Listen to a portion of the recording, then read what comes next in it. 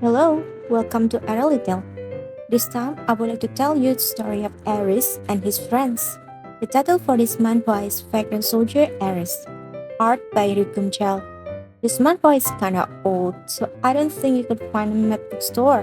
And there is no digital version also available online, so I don't know if it has any official English version. If you want to support the author, please buy them if they are available in your country. This is one of the books I found when I was high on Shana Yutitsune manga with wartime genre. But this one has different vibes since the friendship of the characters is very appealing to me. I have so many good things to say about this manhwa, but I think it would be better if you could experience it firsthand. So, enjoy. Volume 1.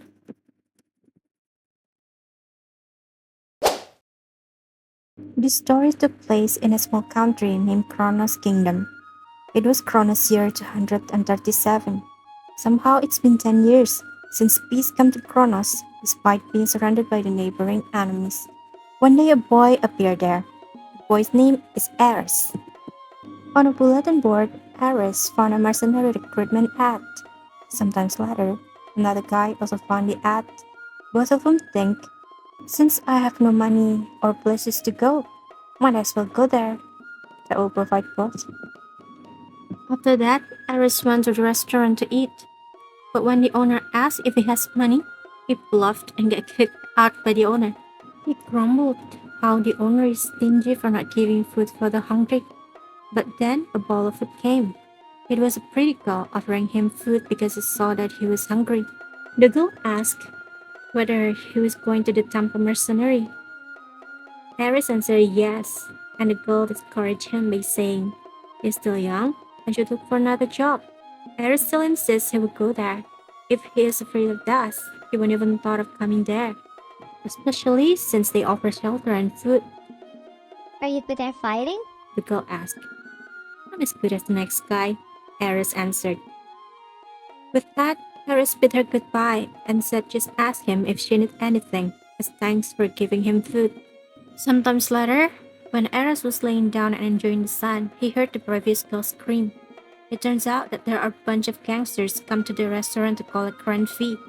Not only that, one of them also said they want to take the girl away. Paris came at the time. They get dirty hands of her. The gangsters tried to scare him off by showing his scarred face and said it was from defeating the red-eyed swordman, which, of course, Ares quickly said as bullshit. Then the fight started. Ares managed to fight them 3 versus 1, winning while also attaining some injuries, even slashed one of them into half. But then the bluff guy took a cowardly move by taking the girl hostage. Fortunately, the cool guy from earlier took action and slashed the bad guy down. The restaurant owner and the girl said their gratitude to both of them. He also said, "Where are you going next?" Unexpectedly, both of them answered, "To the temple mercenaries." That was how both of them became unexpected traveling mates on their way to the mercenaries. When they finally arrived at the mercenary headquarters, 2 guards stopped them at the entrance. The guard inquired what they want to do there since they looked so young. Harris, the average chatterbox, answering and asking guards many things about the entrance exam, while the cool guy told them to shut up and move on. The rule of the exam is simple: to defend up to 3 minutes against the examiner, only using practice sword as a weapon. So far, only 14 passed that day.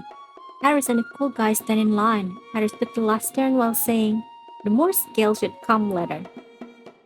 And the next examinee come up. It is a guy with a beanie hat. The examiner gave him a practice sword, but he asked if he could use his own weapon, which, of course, denied by the examiner. The match started and the crowd went loud. This beanie guy was fast. He could swerve agilely to avoid the examiner's sword. But when he was about to attack back, the 3 minutes time is over. He passed the test. Harris chuckled at his silly antics, but the cool guy said that the beanie guy never meant to attack anyway. "Oh, you talk to me," said Harris, What?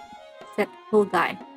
Then another examiner came up and provocatively said he could finish the test with 10 seconds per person, which came through until it was the cool guy's turn. Luca wondered why the mercenary play with practice sword like a bunch of kids. Comments attracted Commander's attention, but the examiner said that it's the rule, and the commander watching there, so there's nothing can be done about it. Meanwhile, Harris wondering at the side, Commander? What is Commander? The match was about to start, and Harris started to prepare for his turn, but before the examiner asked the cool guy for his name, which he answered with, Names are unnecessary for those that live by the sword. that statement incurred comments of Is confident about. from the Pini guy, and that guy doesn't have a name from Ares. And then the match starts and ends with a single move.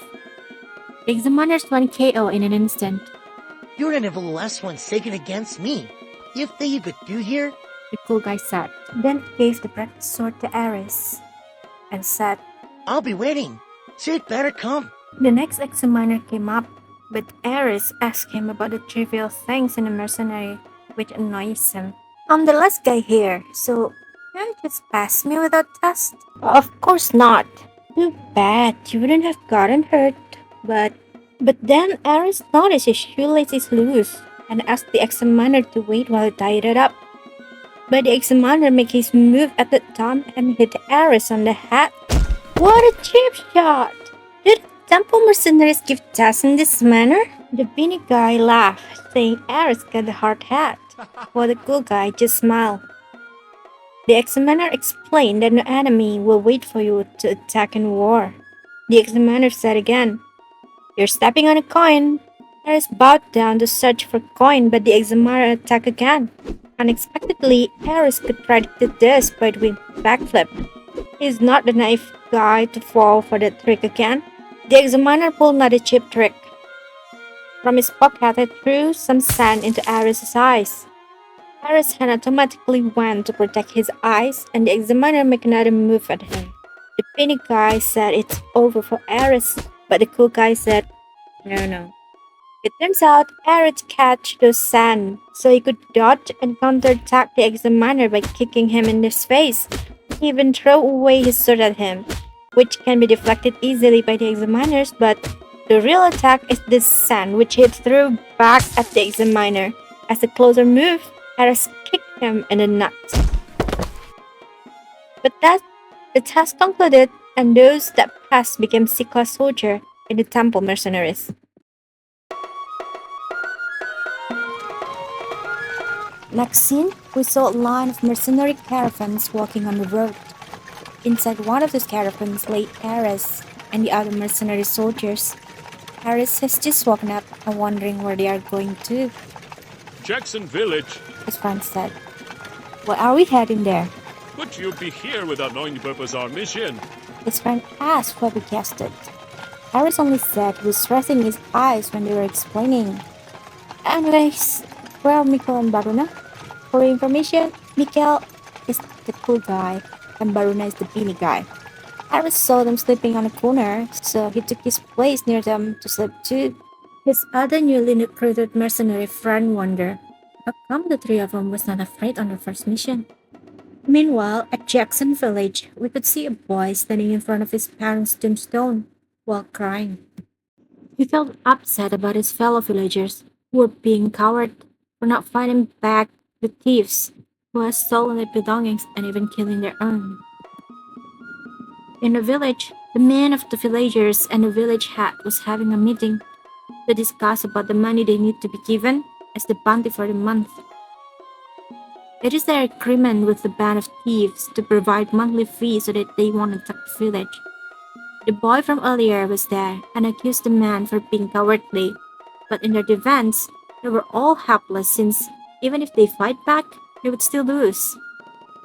But how long could they bear this unfair condition? And the village had said something ridiculous. Money for this month has been collected by me. However, sudden problem arise. I spent all the money on something. The villagers went shocked and asked, where did they spend it? If we continue to be afraid, the enemy will grow stronger. We cannot live like this forever. Thus, with our money, I hire the temple. The scene changes again. Now we could see the temple mercenary has arrived in Jackson village. The boy from earlier checking out the people to measure if they will win against the band of thieves. He saw how the commander of the mercenary yelling to have the mercenary line up. Everyone looked strong and probably could fight well, he thought. But then he saw Ares who looked stupid and confused. Ares had his eyes covered by his helmet and think it was dark because it was nighttime already. Maybe Ares had just woken up and still feeling groggy. The boy told him to take off his helmet. Huh? Helmet? Hey, I can finally see. I was worried that I became blind. Hey, mister, you look confused and dazed. Are you really the temple mercenary? Ares felt offended and pinched his cheek until it was stretched out. But then one of his mercenary friends came to remind him to lining up because the platoon leader is furious. Sometime later, the boy came again to confront Ares.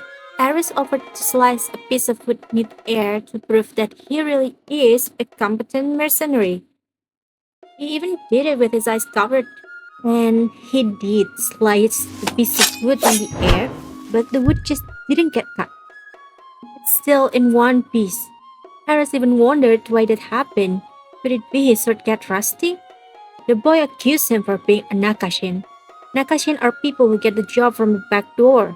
Ares was angry and yelling at the boy, but the boy went running. He even challenged Ares to come and find him in the village anytime. Meanwhile, Mika was staring at the previous piece of wood silently.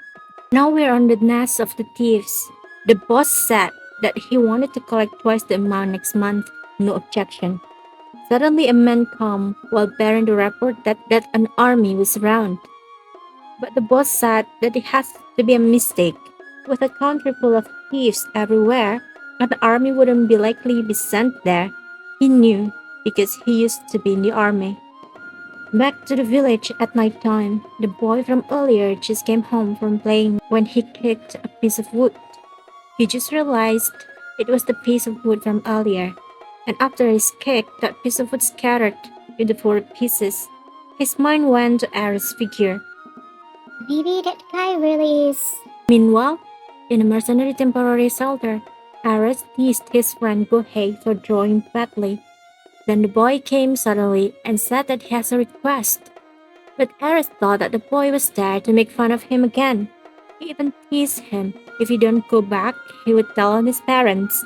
But the boy then cried and said, My parents were murdered last year by thieves. I came here to request something. I want you guys to win tomorrow. If you lose, our village is history. so this kid is an orphan. Watching him, Ares remembered his past as an orphan kid. He used to ask why everyone has parents and he did not. But his master only told him to shut up and practice. Hey, what's your name? Ares asked the kid. I'm Mickey. Okay, Mickey, stop crying. Men are not supposed to cry. Also, I don't fight to lose. I will revenge your parents. Mickey suddenly found Ares has a change of personality. But then his friend came and told him that the others are gambling outside. Then he changed back to his original personality to join the gambling. The next day, a bunch of thieves came to the village. The villagers remind the elder of their arrival. The leader of the thieves makes some kind of greeting before saying, For the next month, you pay double the amount, or you'll die. Villagers were angry, but the village elder silenced him. He pointed to the thieves to take their gift. The thieves come near the heaps of things under the cover that is supposed to be their gift. He lifted up the cover and suddenly a sword came to stab him. It was Ares and the mercenary hiding under the covered gift. The scene became chaotic. The villagers reminded each other to go to a safe distance from the conflict area. The thieves tried to collect themselves and fight back, but Maruna attacked one of them. The fight went more intensely, with Ares, Nickel, and Maruna hurting most kill. In the fight, Nickel even valuing Ares' skill that is better than his expectation. In a building, Mickey watching the fight from a window. The village had reminded him to stay away from there, since it was dangerous. But he said, Dangerous? The fight is already over. "What? Already?" The villagers went shocked. In the village, you could see limpless bodies of thieves everywhere. Only one thief left. He was surrounded and knew that he can't defeat them, so he ran away. But he was blocked by the mercenaries and another platoon. Platoon leader had the thieves to show them the way to their headquarters. After that, Aris went to find Gohei, who pretended to be dead since the fight began. Then they began to march toward the thieves' nest. From the watchtower, tower guard could see the marching enemy and sound alert to the group. The thief group second in command asked what army has come. The guard said they don't have the flag with the snake symbol on their helmet. One of them, a man with a slash scar on his face, recognized that they should be temple mercenaries. They went to the boss to inform their findings. The boss remembered that Carnival, the man with the scar, used to be in the mercenary. A fly was flying left and right, disturbing the conversation of the boss and Carnival. So Carnival used his sword to cut it into half, which made the members in awe for his skill. The boss asked Carnival if the temple was strong. Carnival's answer was, Very strong, but probably they're garbage now. back to Ares. They are now on the foot of the hill. The thieves has their castle built up on a hill. The platoon leaders send scouts ahead and soldiers to the back entrance. They also have the strong soldiers up front and move them forward. Ares doesn't understand why the leader gives such a command, so Mikhail explained. Probably, if the enemy is right ahead of us, then Group A will make a path for us. Wow, he's smarter than you look, said Ares, which irked Mikhail so much. Then a report came that scouts had safely arrived to their destination, so the platoon started to move ahead, but suddenly, out of nowhere, an enemy came, attacking them with axes. Platoon leader, Group A, make a path for us! the battle finally started. The mercenary charged forward until they finally came to the entrance door of the enemy's nest. Thieves tried to flee inside the building, but the mercenaries were relentless to drag them down. Then suddenly the door opened and a thief told the mercenary that their boss is on the top floor and the soldiers they sent to the back door has probably all perished. At the back door, Carnival was finishing the mercenary cold-bloodedly. His partner even asked if he has a grudge against them, but he said, No, this best dig me out. back to Ares, the platoon leader asked the C-class soldiers to break down the doors. Ares grumbled, why C-class only get to do the lame job, while messaging his aching shoulder from pushing the door. Then he saw a soldier with one arm who seems like a master fighter. Listen up, man. Those who survive the battle today will get to party at the village and get paid. But the dead got nothing. So everyone, let's arrive, understood? They marched ahead and met enemies at front, but there are only few of them. The leader commanded 5 plus 8 to finish them off, but one of the enemies, who turned out to be Carnival, went to fight the soldiers alone. He even greeted them, for they know each other. But the 5 soldiers went down easily. The older soldier recognized Carnival, which has been kicked out 2 years ago. Ares asked his senior why everyone seemed to be afraid of him. Carnival, nicknamed Bloodmaster. He used to kill civilians, and even those who surrendered to him in battles. The higher-ups didn't like him either, so when he killed a comrade for trivial reasons, he was expelled. Rumors said it was a temple fighter. Either way, it was a legend in the temple. Wow, make me want to fight him, said Ares. Meanwhile, the boss thief was watching the rain from his room at the top floor. The rain made him nostalgic of his old past in the military. He was the hero General Xion, who won battles for the kingdom. But when he asked money as compensation for the perished soldiers, the king flat out refused to listen to him. Back to Aris, the leader asked the soldiers. Who'll bring me Carnival's hat? Aris looked left and right and found no one stepped forward. The enemy taunted at them, saying they were all scared and called them trash. No one will fight even after hearing such insult. Aris was confident and raised his hand, but somebody else stole his thunder. I will fight, sir. It was Mikhail. Everybody, including Carnival, thought his C-class soldier is crazy. But when he wanted to start the fight, an A-class soldier came forward, asked him to step aside. It was the one-armed soldier from earlier, the one-armed Jack. Mikhail went back to the line of soldiers, but Aris somehow ran his mouth, going there like a tough guy. First you got in front of me, and then he caught you. Isn't the world such a fair place? They taunted him. Fastly, Mika went for Aris' hat. His fist met Aris' helmet and Aris went flying. Why did you hit me? I'm pissed off. Shut up. What should I care that you pissed off? Since you hit my metal helmet, I bet your hand hurts too. Doesn't hurt one bit. Don't lie, it hurts, right? Guys, stop! Baruna and Gohei tried to separate them. I'll stop for now, but I'll get you back when we get back to the barrack. They separate, but Aris still grumbling about Mikhail to Gohei, while Mikhail complained about his hurting hand to Baruna. Baruna asked him why he hit his helmet, which Mikhail answered with, I aimed for his hat, but he ducked. while the episode of Mikhail and Aris ongoing, one-armed Jack and Carnival also starring that fight. Carnival asked which hand should he use to fight Jack so that the fight could be fair. It pissed Jack off, and he went with his sword at Carnival. Sword clashed him, but elbow happened between them until Jack tackled and sent Carnival rolling down. Jack taunted him.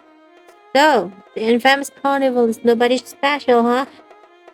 Gohei asked Aris, who did he think would win?